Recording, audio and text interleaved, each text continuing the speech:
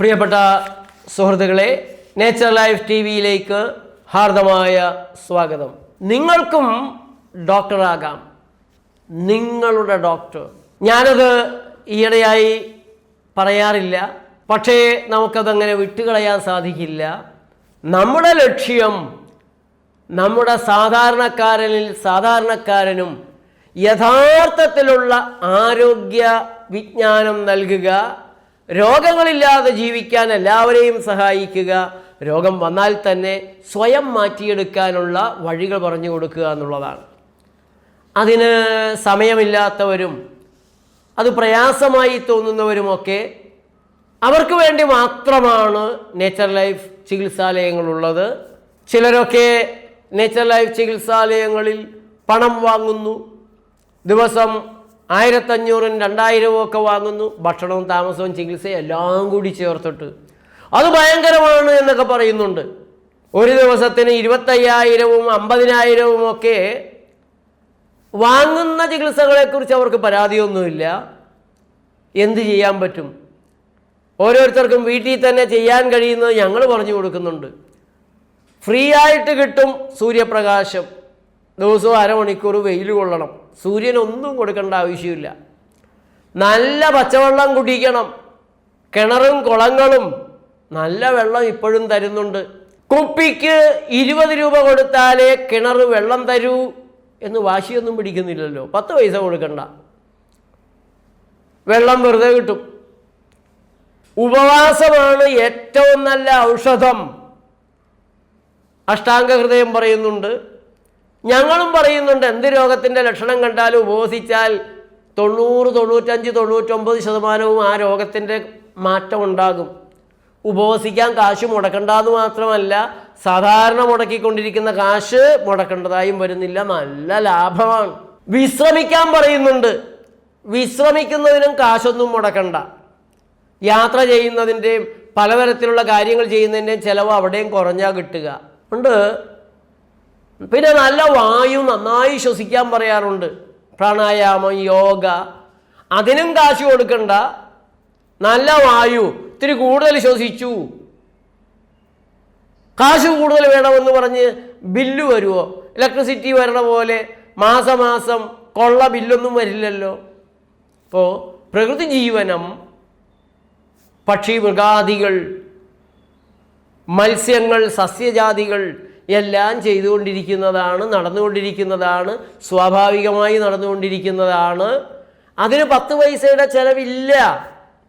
പക്ഷേ നിങ്ങൾക്ക് വേണ്ടി കുറച്ച് ആളുകൾ കെട്ടിടങ്ങളൊക്കെ ഉണ്ടാക്കി അതിലെ സൗകര്യങ്ങളെല്ലാം ഒരുക്കി നിങ്ങൾക്ക് വേണ്ടി കുറച്ച് ആളുകൾ നിൽക്കേണ്ടി വരുമ്പോൾ അവരുടെ എല്ലാവരുടെയും ചിലവും ആ കെട്ടിടത്തിൻ്റെ ചിലവും അതെല്ലാം നടന്നു പോകേണ്ടതായി വരും.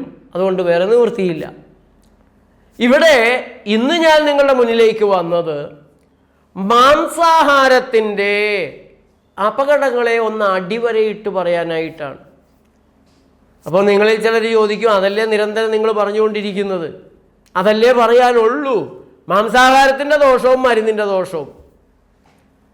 ഞാൻ ഇതുവരെ പറയാത്ത ഒരു കാര്യം നിങ്ങളുടെ ശ്രദ്ധപ്പെടുത്താൻ കുറേ കാലമായി അത് പറയണം, പക്ഷെ അതിന് കൂടുതൽ പഠിക്കാനുള്ള സമയം കിട്ടിയില്ല. ഇപ്പോഴും അധികം പഠിക്കാൻ കഴിഞ്ഞിട്ടില്ല. എന്നാലും ഇനിയും അത് പറയാതിരുന്നാൽ ശരിയാവില്ല എന്നുള്ളത് കൊണ്ടാണ്. പ്രത്യേകിച്ച് മാതൃഭൂമിയിലൊരു വാർത്ത കൂടെ വന്നു. 2025 മെയ് 18 ഞായറാഴ്ചയാണ്. 2025 മെയ് 18-ാം തീയതി വന്നത് ജൂൺ 2-ാം തീയതിയാണോ ഞങ്ങളോട് പറയുന്നതെന്ന് ചോദിച്ചാൽ തിരക്ക് കാരണം നടക്കാതെ പോയതാണ്. കുറേ പത്രങ്ങളിലെ ഭാഗങ്ങൾ ഇതുപോലെ എടുത്തു വച്ചിട്ടുണ്ട്. സമയം കിട്ടുമ്പോൾ പറയാം, അത്രയല്ലേ നടക്കൂ. ഈ വാർത്ത എന്താണ്? മൃഗചികിത്സയ്ക്കുള്ള 34 മരുന്നുകൾ നിരോധിക്കാൻ ശുപാർശ. തൃശ്ശൂരിൽ നിന്ന് MK രാജശേഖരൻ റിപ്പോർട്ട് ചെയ്യുന്നു. മൃഗചികിത്സയിൽ ഉപയോഗിക്കുന്ന 34 മരുന്നുകൾ പിൻവലിക്കണമെന്ന് ഡ്രഗ്സ് ടെക്നിക്കൽ അഡ്വൈസറി ബോർഡിൻ്റെ ശുപാർശ. മൃഗങ്ങളിലും പക്ഷികളിലുമുള്ള ഈ മരുന്നുകളുടെ ഉപയോഗം മനുഷ്യരിൽ ഔഷധ പ്രതിരോധത്തിന് കാരണമാകുന്നുവെന്ന പഠനത്തെ തുടർന്നാണ് നടപടി. ആന്റിബയോട്ടിക്കുകളായ സെഫ്റ്റോബൈപ്രോൾ, കാർബോപെനം, മോണോബാക്ടം, ഗ്ലൈക്കോപെപ്റ്റൈഡ്സ്, ഫിഡാക്സോമൈസിൻ തുടങ്ങിയവ പട്ടികയിലുണ്ട്. ഫാവിപിരാവിർ, ഗാലിഡോസിവിർ, സൈൽട്ടാമിവിർ തുടങ്ങിയ ആന്റി വൈറൽ മരുന്നുകളും ഇതിൽ ഉൾപ്പെടും.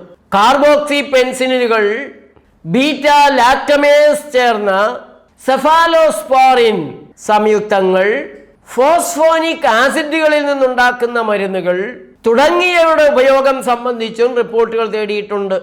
ഈ മരുന്നുകളുടെ വെറ്റിനറി ഉപയോഗത്തിന് യൂറോപ്യൻ യൂണിയൻ നിയന്ത്രണം ഏർപ്പെടുത്തിയിട്ടുണ്ട്. ഇപ്പോൾ വെറ്റിനറി ഉപയോഗത്തിന് മാത്രമുള്ളൂ നിയന്ത്രണം? മൃഗങ്ങൾക്ക് പാടില്ലാത്തത് മനുഷ്യർക്കാകാമെന്നാണോ? അങ്ങനെയും വരാം, കച്ചവടമല്ലേ. ഇന്ത്യയിൽ ഇവ മൃഗചികിത്സയിൽ ഉപയോഗിക്കാൻ അനുമതി കൊടുത്തിട്ടില്ല, എന്നാൽ പലയിടത്തും ഉപയോഗിക്കുന്നുണ്ട്. വളരെ ശ്രദ്ധേയമായ അല്ലെങ്കിൽ ശ്രദ്ധിക്കേണ്ട ഒരു വിഷയമാണ്.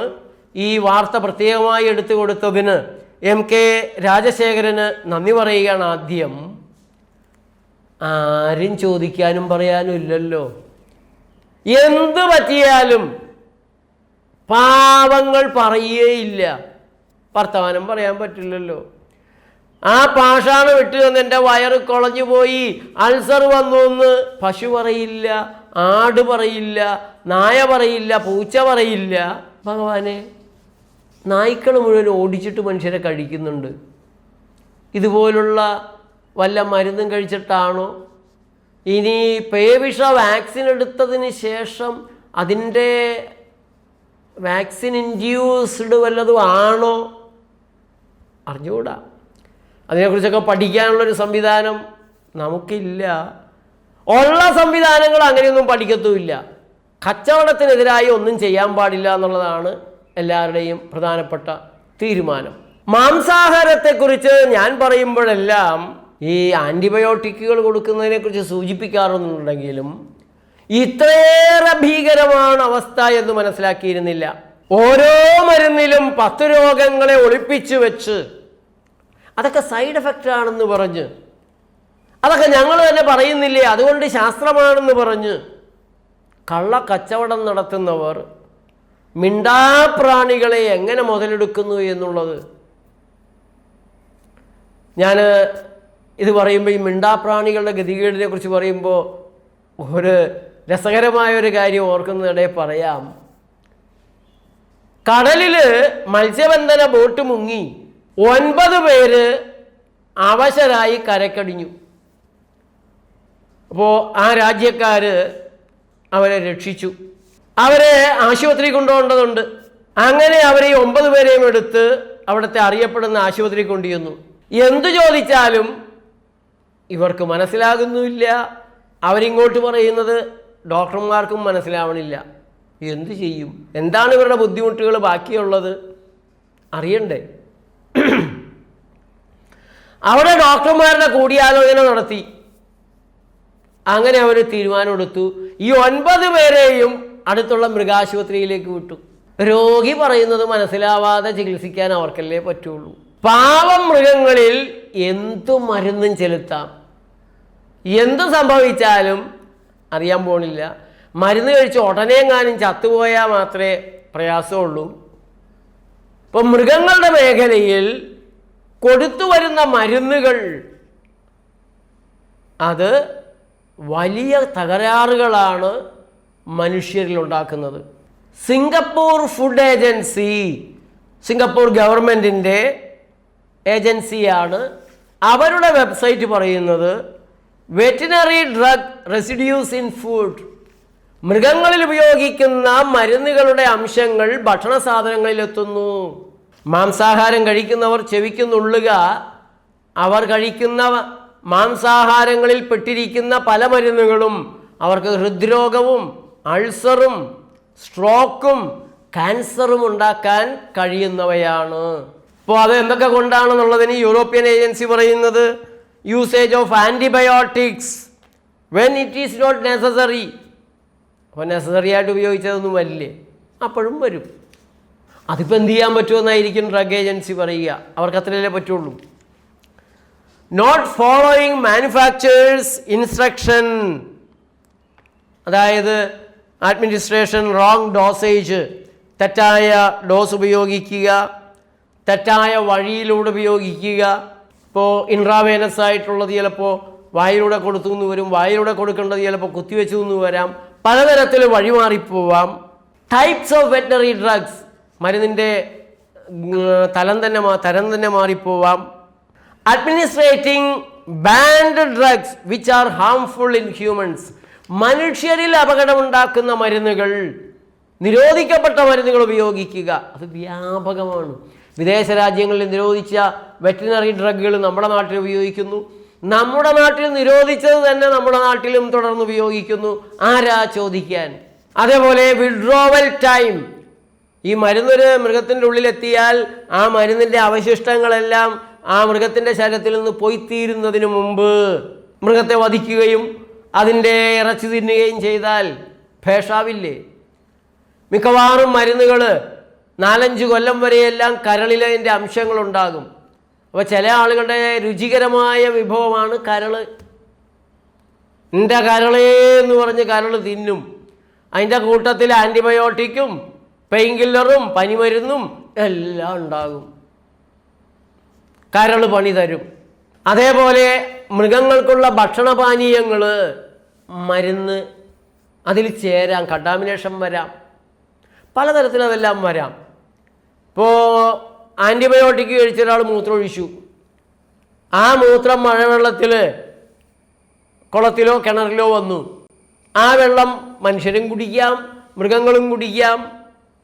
ഏതെല്ലാം തരത്തിലാണ് ഈ കണ്ടാമിനേഷൻ വരിക എന്ന് പറയാൻ സാധിക്കില്ല. അതുകൊണ്ട് മാംസാഹാരം കഴിക്കുന്ന ആളുകൾ മാംസാഹാരത്തിൻ്റെ അപകടം കൂടാതെ ഇത്തരത്തിലുള്ള വലിയ അപകടങ്ങളിൽ കൂടെ വീഴാൻ സാധ്യതയുണ്ട്. ആർട്ടിഫിഷ്യൽ ഇൻ്റലിജൻസ് ഈ കാര്യത്തെക്കുറിച്ച് പറയുന്നത് കൂടെ നമുക്കൊന്ന് നോക്കാം. Veterinary drug residues in food refer to the presence of drugs, their metabolites and conjugates in animal derived food products after animals have been treated with veterinary medications. These residues can pose risk on human health, including allergies, antibiotic resistance. ഇപ്പോൾ ലോകം നേരിടുന്ന വലിയൊരു പ്രതിസന്ധിയാണ് antibiotic resistance. നിങ്ങൾക്ക് ഒരു രോഗം വന്നാൽ അത് ആൻറ്റിബയോട്ടിക് കൊണ്ട് മാറ്റാമെന്നൊക്കെയാണ് അവർ കരുതുന്നത്. ആ കരുതലും നടക്കില്ല. കാരണം ആൻറ്റിബയോട്ടിക് റെസിസ്റ്റൻ്റ് ബോഡിയായി നിങ്ങൾ മാറിക്കഴിഞ്ഞു. നിങ്ങളുടെ ശരീരത്തിലെ ബാക്ടീരിയകളെല്ലാം അതിനെ അതിജീവിക്കുന്ന കരുത്താർജിച്ചു കഴിഞ്ഞു. And other adverse effects. ഇതാണ് ആർട്ടിഫിഷ്യൽ ഇൻ്റലിജൻസ് നൽകുന്ന മുന്നറിയിപ്പ്.